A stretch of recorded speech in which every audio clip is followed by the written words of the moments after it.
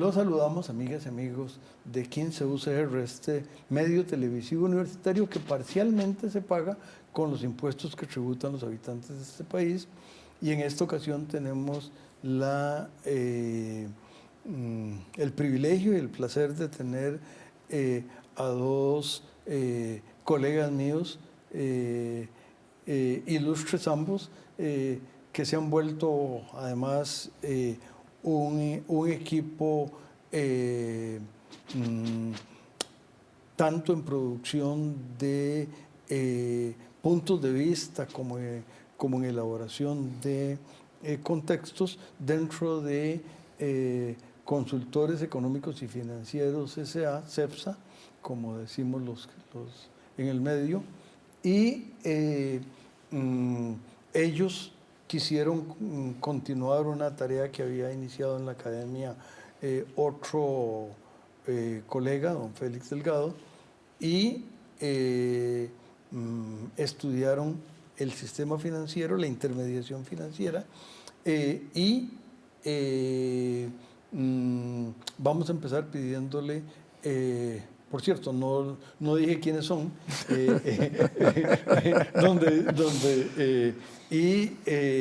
naturalmente son a mi izquierda don Daniel Ortiz, que es el director de CEPSA, y don Luis Lieberman, que además de ex profesor de la Escuela de Economía y muchas otras cosas, fue vicepresidente de la República, y ambos me parece que llevan mucho de la voz cantante de las participaciones de CEPSA sobre la lectura de lo que está pasando en el país y las cosas que van bien y que van mal, pero hoy se va a hablar más en específico del sistema financiero. Cuéntanos, don Luis, un poquito qué es la intermediación financiera, por favor.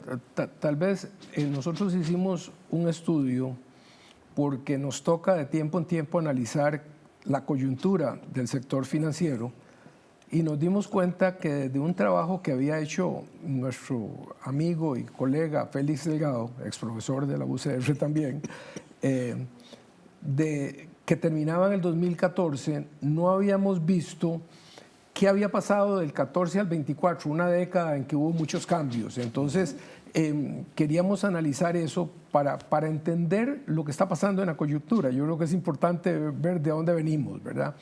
¿Y por qué el sector financiero? Mire, el sector financiero, cuando se habla de desarrollo económico, de crecimiento económico, de eficiencia, de productividad, se habla de carreteras y de electricidad y de educación, y se nos olvida una parte fundamental que es qué es lo que hace el sector financiero. El sector financiero, y que me perdonen los economistas, que voy a ser muy, muy simple, hay unidades económicas, empresas, personas, familias que tienen sobrantes de recursos que se llaman ahorro y otras que les hace falta. ¿Cómo se comunica eso para permitir inversión, para permitir que nosotros compremos casas, que para permitir que nosotros invirtamos en un tractor, en una empresa o en un hotel para el turismo? Esa es la función del sector financiero. ¿Cómo transformar ese ahorro que muchas veces es de muy corto plazo, ¿verdad? Usted ahorra para Navidad, usted ahorra porque se va a pensionar, y poderle prestar a alguien a 15, 20 o 30 años para que se compre una casa o para que se compre una máquina? Es esa función de transformación de un activo de los bancos, que son los depósitos a plazo y a la vista, en préstamos de diferente periodo de maduración. Esa función es muy importante, porque si solo hubiese crédito, si yo solo le pudiera prestar al profesor Juan Rafael Vargas a 6 meses, porque yo voy a necesitar la plata en 6 meses, usted no se puede comprar un carro, usted no se puede comprar una casa, porque no la va a poder pagar en 6 meses. Esa función es tan importante como las carreteras, esa función es tan importante como el costo de la electricidad. Y llevamos, yo me atrevo a decir, una década o más, desde la gran reforma de 1995-96, en que no discutimos si se está haciendo bien, si se está haciendo mal, cuáles son los factores que están afectando que esa transmisión entre el ahorro nacional y ahorro extranjero, porque las instituciones financieras también se endeudan en el extranjero para prestar aquí, si en eso lo estamos haciendo bien y cuáles son los obstáculos. Ese es el objeto del estudio. Claro, y uno de los temas, don Luis, también es un poco cómo los agentes regionales, para citar dos nacionalidades en particular, Nicaragua y Colombia, van y vienen en todos los procesos que han ocurrido, pero cómo, don Daniel, aterrizan ustedes en esa problemática y cómo van hacia adelante. Porque también una de las cosas que ha ocurrido es de alguna manera aparición, que yo creo que han aparecido pocas, y desaparición de algunos intermediarios financieros e integración de algunos, y en eso incluso la experiencia de don Luis es importante, pero de eso hablaremos en el siguiente segmento.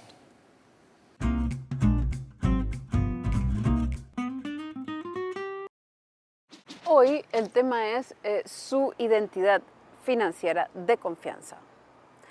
Mi nombre es Gabriela Mayorga, soy periodista económica y esto es Economía para Llevar. Hablemos del sistema de intermediación financiera en Costa Rica, es decir, el conjunto de entidades que captan ahorros y prestan dinero a quienes requieren financiamiento. ¿Cómo les va en ese negocio? Sorpresa, en realidad no les va tan bien. La firma consultora en temas económicos y financieros CEFSA y la Academia de Centroamérica estudiaron a profundidad el sistema de intermediación financiera de Costa Rica para el periodo 2014-2024 y qué bueno que lo hicieron. Descubrieron que el sistema financiero costarricense sigue siendo estable y robusto, sólido, pero que se está volviendo cada vez menos profundo, es decir, se está achicando en términos relativos. Lo más impresionante es que el estudio considera que la rentabilidad es baja, que en Costa Rica no es tan buen negocio tener un banco.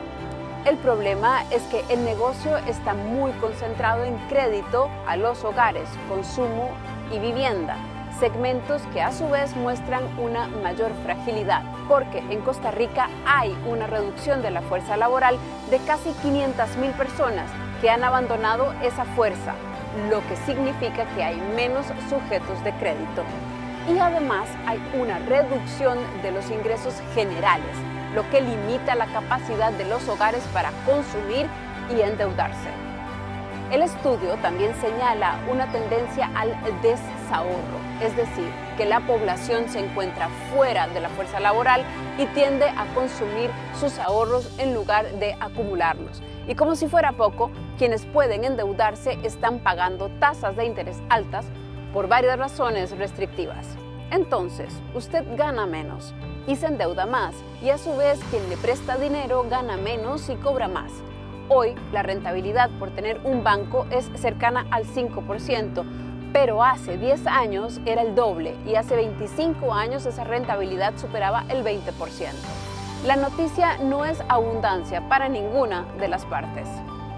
¿Qué hacer para cambiar el panorama?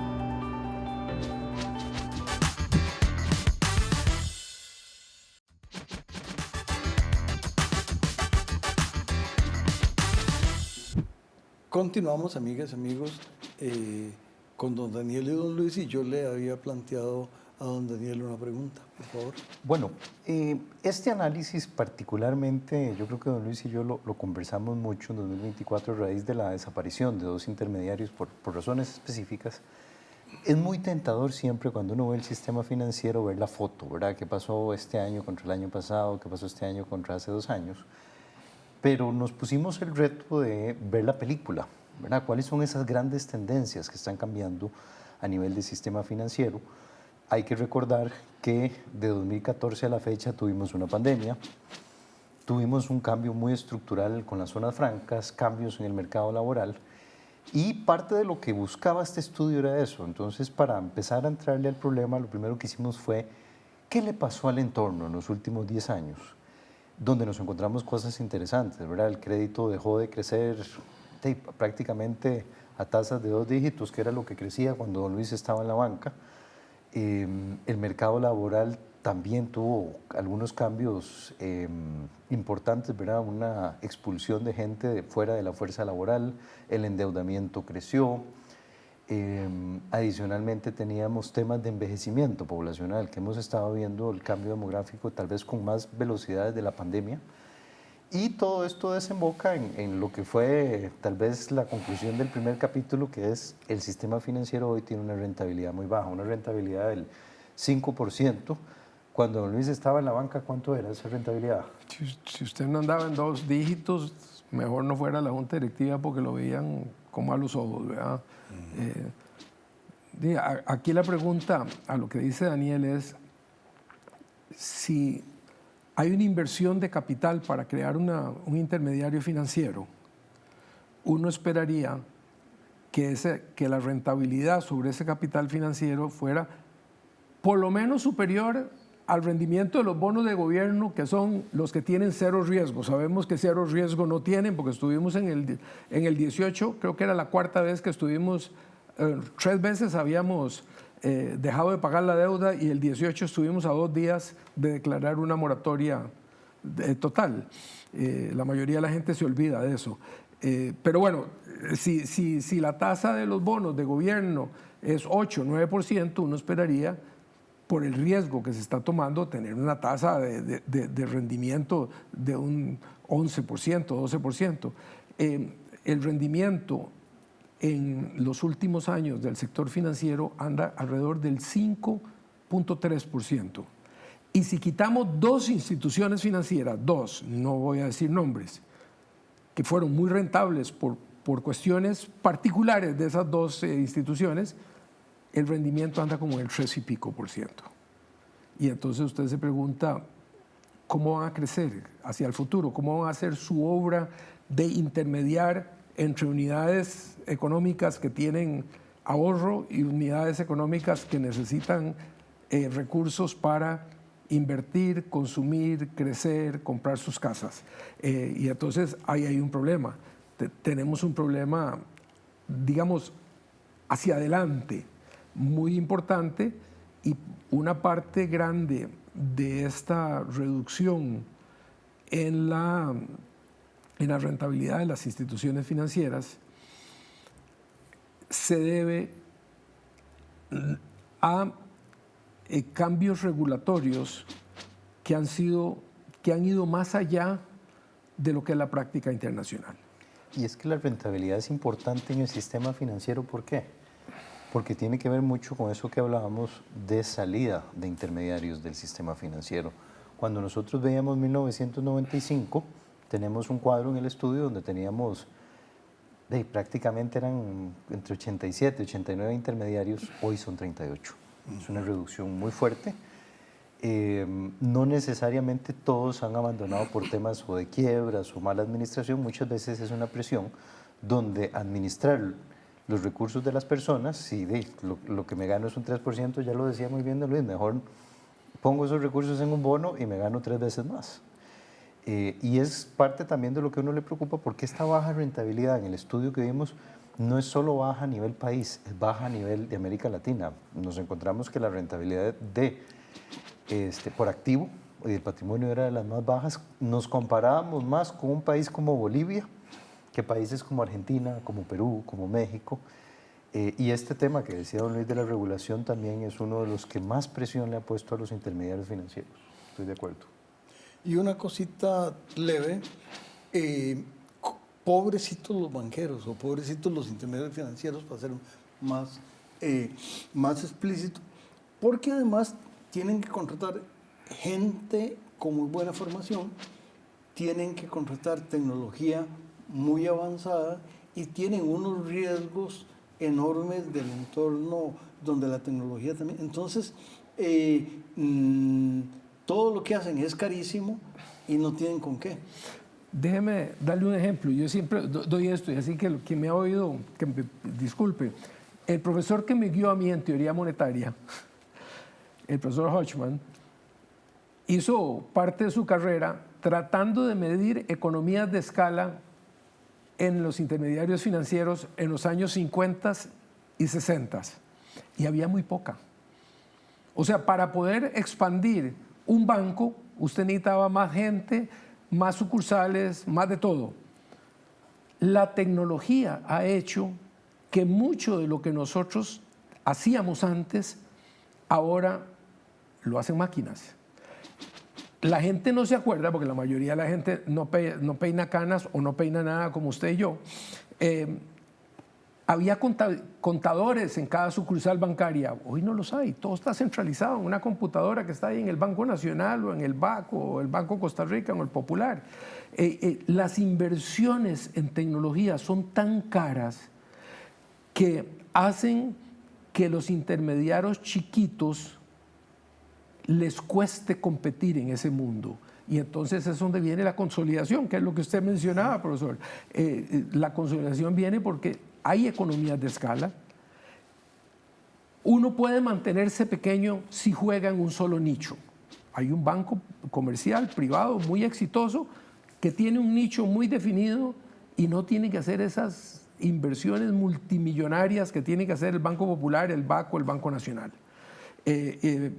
Y entonces, ahí hay un tema. Hay otro tema, que la tecnología ha hecho que muchas de las sucursales que teníamos hoy se vuelvan inútiles. Usted no necesita esa cantidad de gente, usted no necesita esa cantidad de puntos de... Hoy un cajero automático y el teléfono le resuelven a usted el 90% de sus transacciones con el banco. Don Luis, nos van a resolver el resto de esa explicación en el siguiente segmento.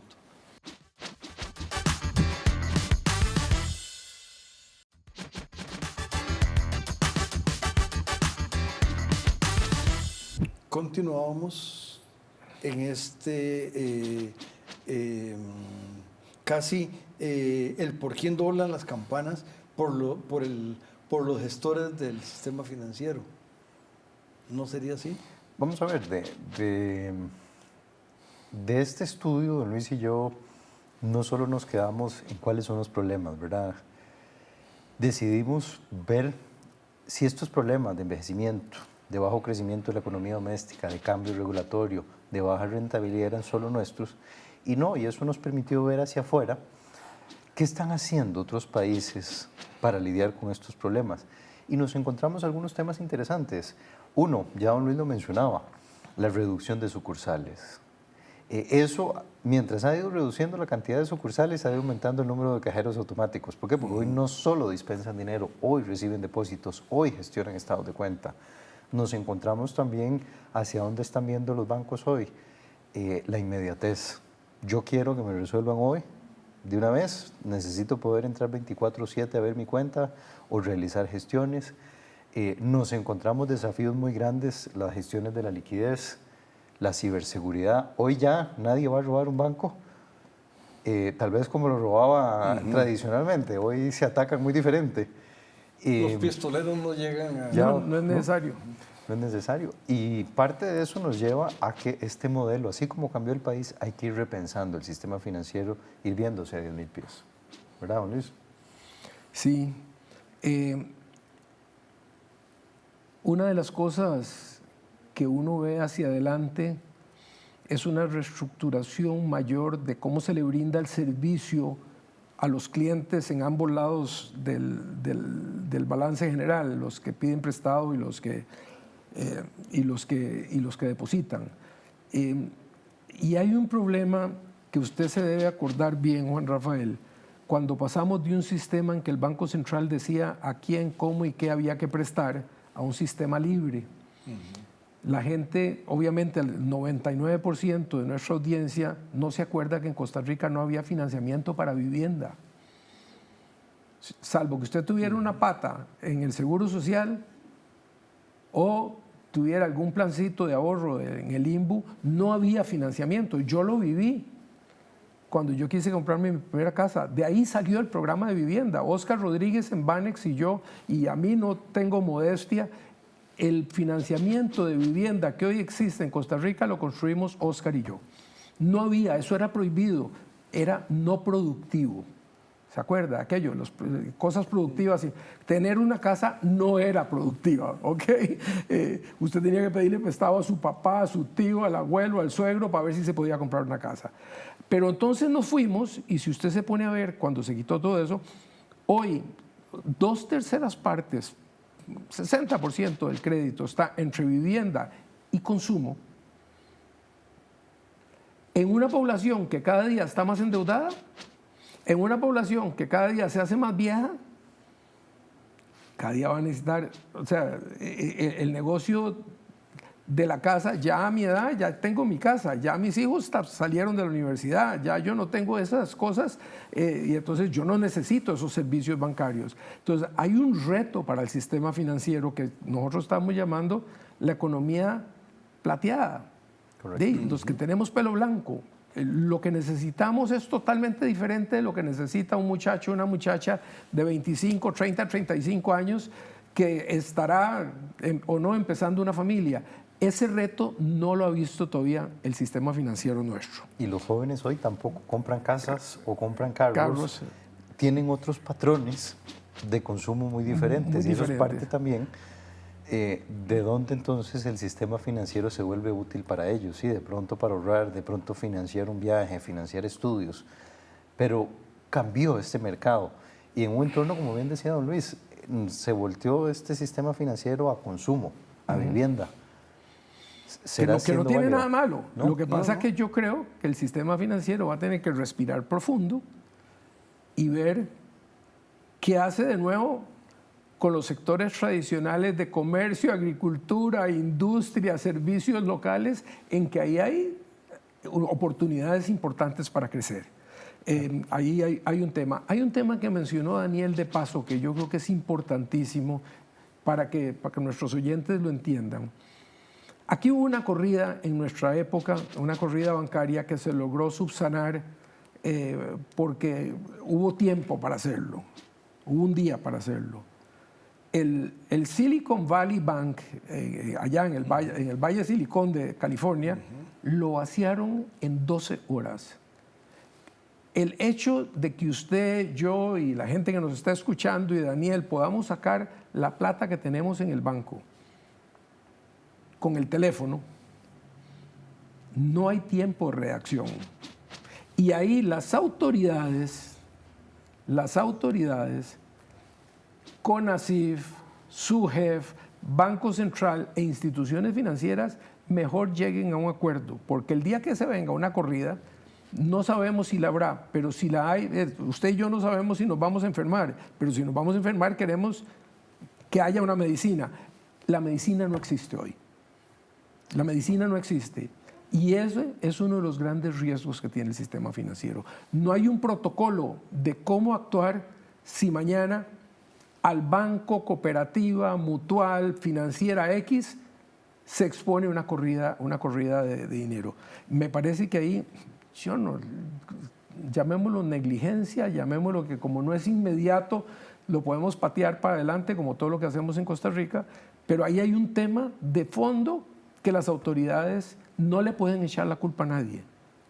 Esa es una obligación de las autoridades monetarias y los reguladores de tomar cartas en ese asunto.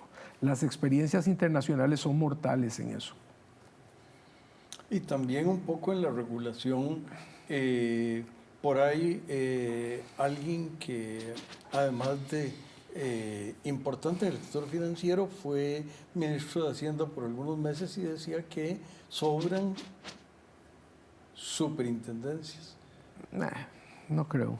Bueno, pues con esa... Perdón, con ese no creo... Ese es un ahorro tonto, como muchos de los ahorros que proponía este señor. Esos ahorros, usted no puede estar en tantos bailes al mismo tiempo. la regulación es muy diferente regular a los intermediarios de depósitos que a los intermediarios del mercado de capitales o a las compañías de seguros o a las empresas de pensiones. Son tan diferentes que hay que ser uno esquizofrénico, ¿verdad? Con dos cabezas para poder estar sobre todos esos problemas al mismo tiempo. Esos ahorros tontos para ahorrarse las galletas del cafetín de la Asamblea Legislativa, me parece a mí que no son aconsejables en un medio en que está cambiando todo tan rápidamente. Los volveremos a invitar, y a las amigas y amigos los invitamos a que se queden con los espléndidos programas de 15 UCR. Cuídense mucho. Muchas gracias. Gracias.